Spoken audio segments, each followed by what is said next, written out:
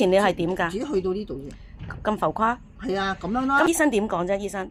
醫生話我呢度有啲發炎，佢話呢度會係有個膜嘅，咁因為你呢度操勞過度，咁咧就會出現啲咁嘅問題咯。如果再食2個禮拜藥唔得咧，咁就要可以考慮打針啦，又或者做物理治療啦。先做物理治療先，我話再唔得先至打針。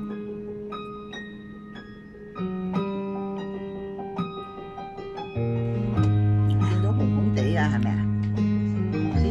你而家隻手屈唔屈得埋啊？屈到啊！嗱！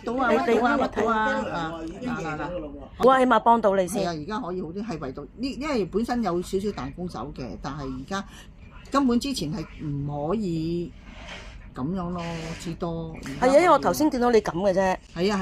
但係你而家咧，經過你一番努力之後咧，你可以夾埋到啦。有呢個咯，可以咁樣。都 OK 喎，唔錯。好啦，咁你繼續。姑娘又幫我通咗呢度咧。係啊，呢度。幫我通咗呢度咧。散咗啦，呢度啲刮痧。係啊。Very good。唔該晒你。OK。到時有啲咩咧都要睇翻醫生喎，等醫生做翻啲斷症喎，都好啊，起碼幫到你先。係啊，而家可以。